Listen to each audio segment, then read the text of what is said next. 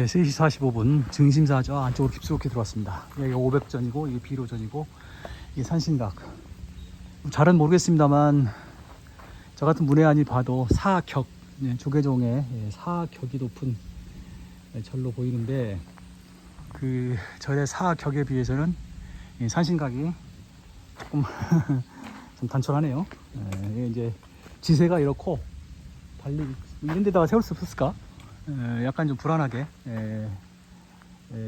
좀 약간 억지스럽게 세웠다는 생각이 좀 드네요.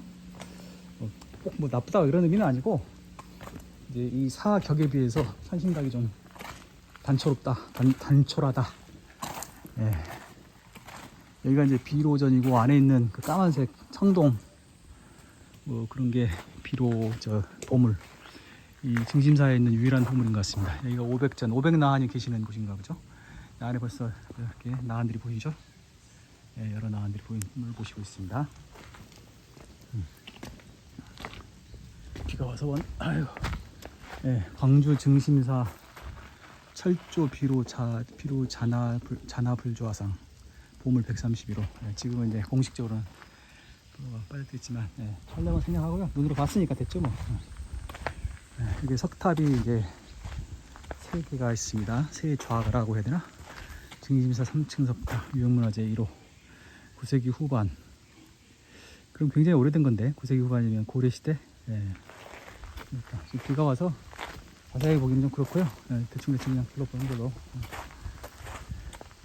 여기 탑이 2개가 있고요. 그러니까 다 뭐 제 눈에는 다 연륜이 있고 다 좋아 보이긴 하는데 어떤 그 문화사적 가치는 그리 높지는 않은 모양입니다. 여기는 이제 지장전이고 요게 이제 대웅전이죠. 요 건물이 요 건물이 이제 주 건물인데요. 여기 그려져 있는 문신상은 다분히 이제 중국적인 건데 월칙사 광자인가? 여기는 사자 일직사자 대산 홍판관. 이거 뭐 인도계가 아니죠? 중국계죠? 그 다음에 여기는 주사빈 판관. 그러니까 뭐 죽음에 관한 뭔가 뭐 추악동자. 그 다음에 여기가 이제 대웅전인데요.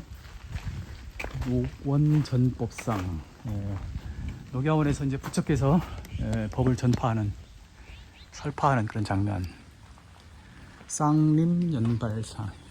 여기서 이제 부처께서 숲속에서 돌아가신 장면이고 부처님의 몸에서 나온 사리를 나누는 모습.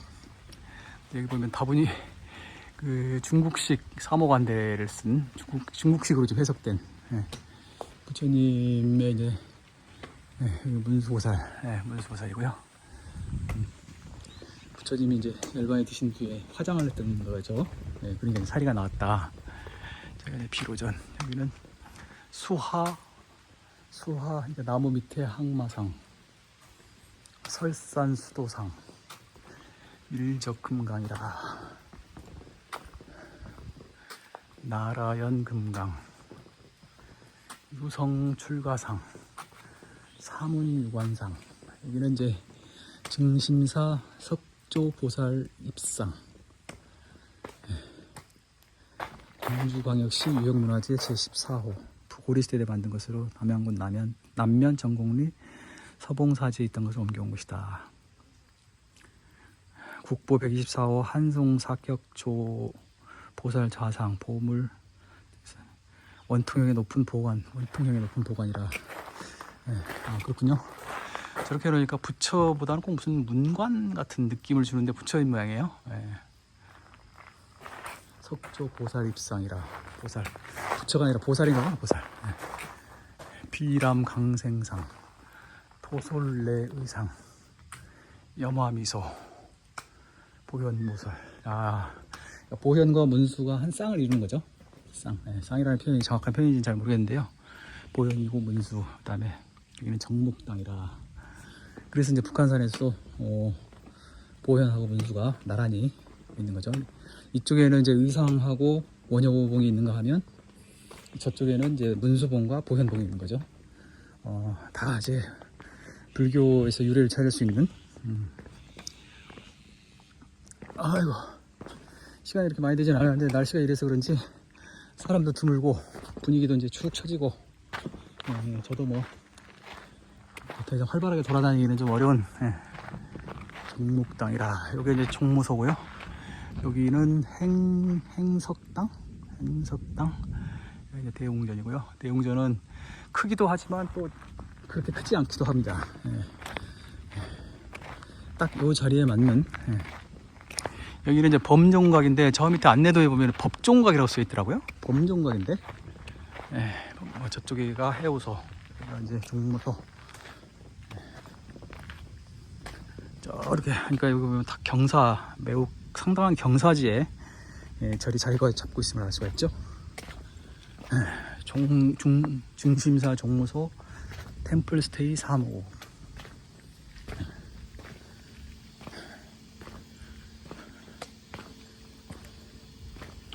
누구나 임종할 때 관할지니라. 오호는 모두 빈 것이요 이 몸에는 나라고 할 것이 없으며 참마음은 모양이 없어서 가는 것도 아니요 오는 것도 아니다. 선과 기감이라. 저 같은 사람이 어찌 불교의 불의의 뜻, 그러니까 나쁜 의리가 아니라 이제 부처님의 뜻, 깊은 뜻을 어찌 다 헤아리겠습니까?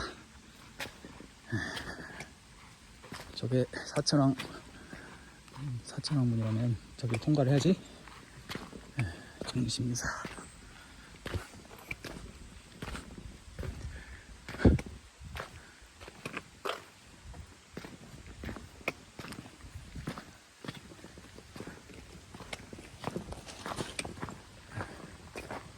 이거 계단이 있는가?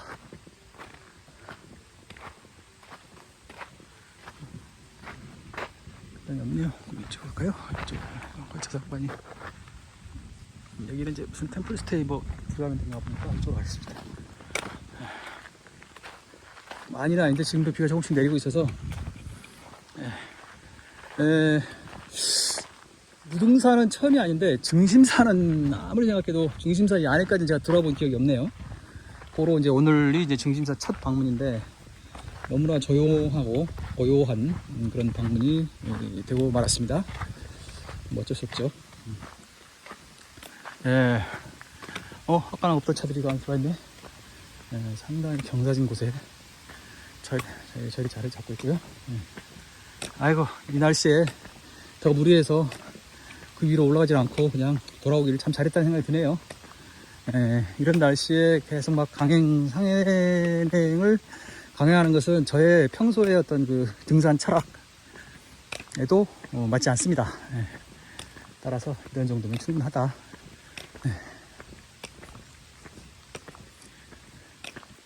이 그림은 경사를 정확하게는 표현을 안 하고 있지만 참 그림이 좋거든요. 여기 보시면 3번이 사천왕문 지금 내려가려고 하는 데고요. 1번이 일주문. 그 일주문이 그야말로 완전히 일주가 아니어도 그냥 일주문, 그냥 대문이라는 의미에서, 대문이 아니라 첫 번째 문이라는 의미에서 그냥 일주문이라고 한 모양입니다. 아까 그래서 일주문이라고 할 수는 없는 거 아닌가 해서 소스필름 제목에다가 외문이라고 제가 달았는데 그걸 이제 일주문이라고 되어 있네요. 저 그림에 보면 여기가 이제 사천왕문.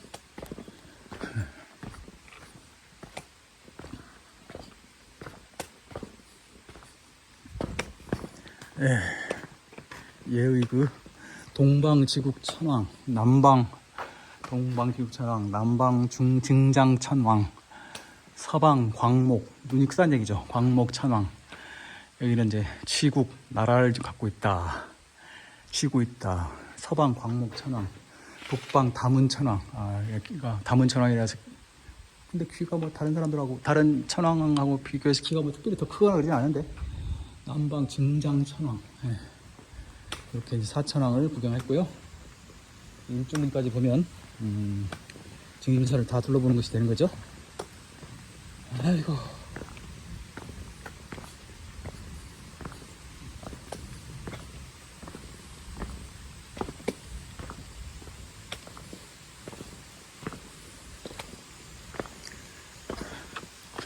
글쎄, 여기가 광주 전남 지역의 가만있어 보자. 광주전남에는 또 화엄사가 있으니까. 예. 제가 느끼기로는 이제 여기가 화엄사보다 더 대차례라고 할 수는 없을 것 같고요. 화엄사가 단연 광주 전남 지역에서는 좀 돋보이는 절이 아닌가 싶고요. 증심사는 이제 이 지역에서는 가장 큰 절이 아닌가 하는 느낌이 좀 드는데요. 여기가 이제 부도전인데 아까 보니까 비석에 증심사라는 이름 그 글자가 많이 보이더라고요. 부도전. 저 지붕에 윗돌에 저렇게 익힌 거 보니까 참 오늘은 뭐 증심사 무슨 진공비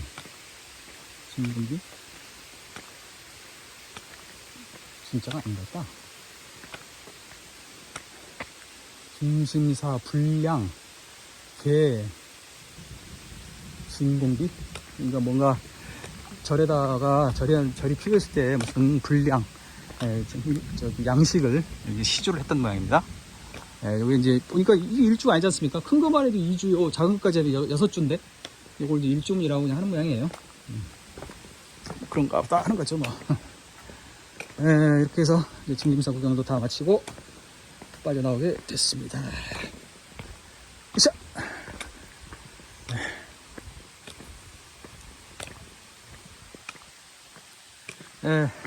날씨도 이렇고 해서 그냥 간단하게 대략만 스케치하고 말았습니다. 무동산 증심사.